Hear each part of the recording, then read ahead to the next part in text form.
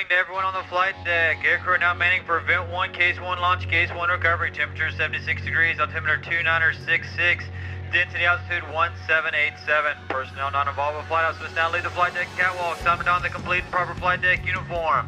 Helmets and flow coats on, gloves on, sleeves rolled down. Check your pockets for loose gear and FOD. Check chocks, tie down chains, and loose gear about the decks. Ensure hot exhaust is not blowing on aircraft, weapons, or personnel. Stand well clear of all rotors, prop arcs, jet intakes, and exhausts. Start to go aircraft. Start them up.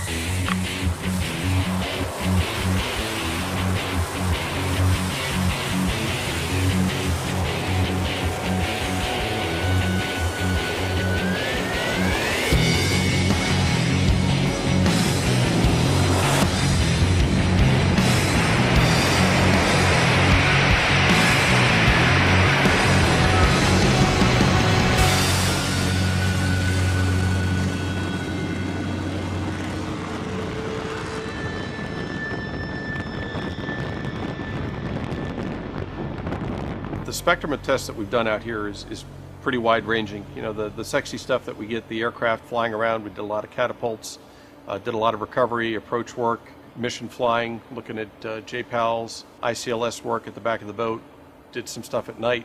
But that encompasses only a little bit of what we've done out here. There's a lot of additional work that logistics test and evaluation has done that you can really only do out here at the ship, with the ship's shape, with the ship motion, with the ship's company. So we've done a lot on the hangar deck with the engine, done a lot with the aircraft, done a lot with the flying program, and it's really been multifaceted. The big thing was the minimum end airspeed test. We did that at both mil and max power at 60,000 pounds and 55,000 pounds gross weight. So we went out and we found the no kidding minimum airspeed that you can launch the jet off at those weights in mil and max power.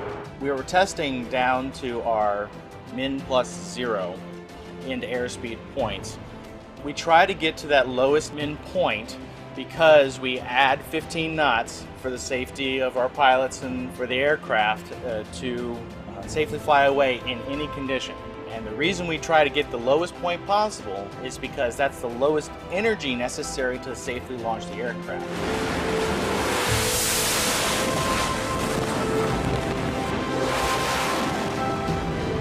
So it's definitely a little bit different than your normal catapult launch. The biggest thing you feel is you feel the jet kind of squat underneath you, the nose pitch up. You're obviously really looking at altitude to see how low it's actually going to sink, but then the jet flies away and it's a non-event.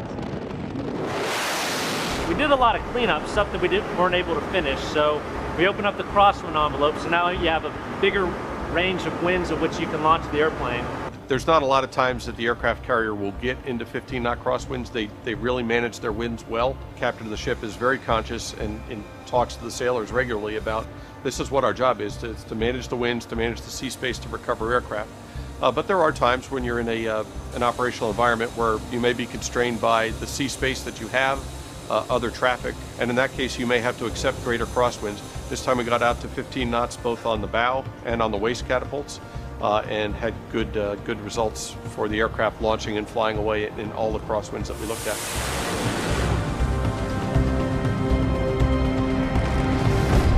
I did have the opportunity to do the Gen 2 night test last time around, and this time I flew the Gen 3 helmet. So the primary differences are the alignment quality of the helmet was a lot better, so that means the pitch ladder and its representation of the real world matched better.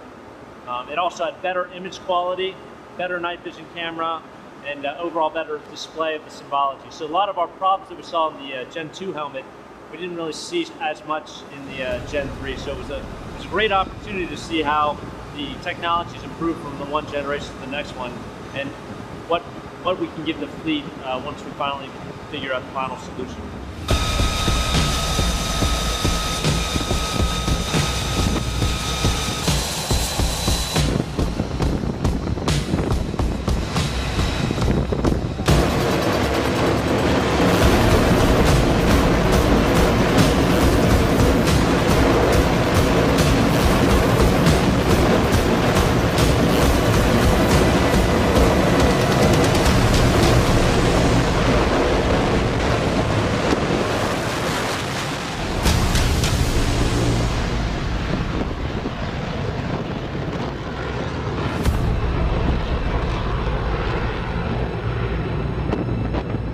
JPAL is a Joint Precision Aircraft Landing System, and it's basically just a tool, an instrument tool that we're going to use to do precision landings at the ship.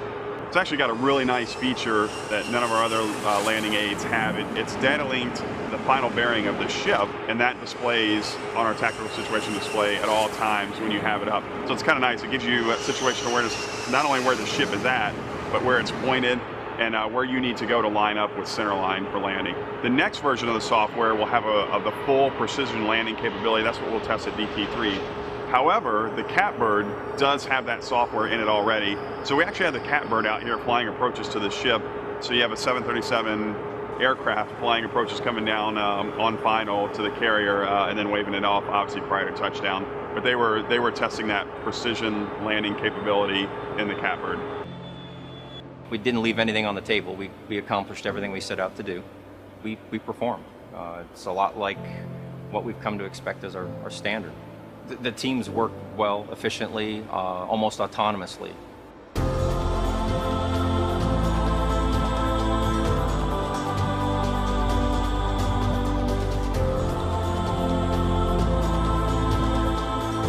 It's not what the aircraft do that makes you proud anymore. It's how the team works. It's how the team adapts and overcomes. It's neat to watch the aircraft do what they do. You know, it's watching the end speed and the aircraft sink off the bow was always going to be a memorable thing. But what is more memorable than that is watching the team make it happen, watching the team work together, support each other to put that pilot in a dangerous situation, but to do it smartly and with the proper mitigation. So if something goes wrong, we know we're not going to hurt somebody.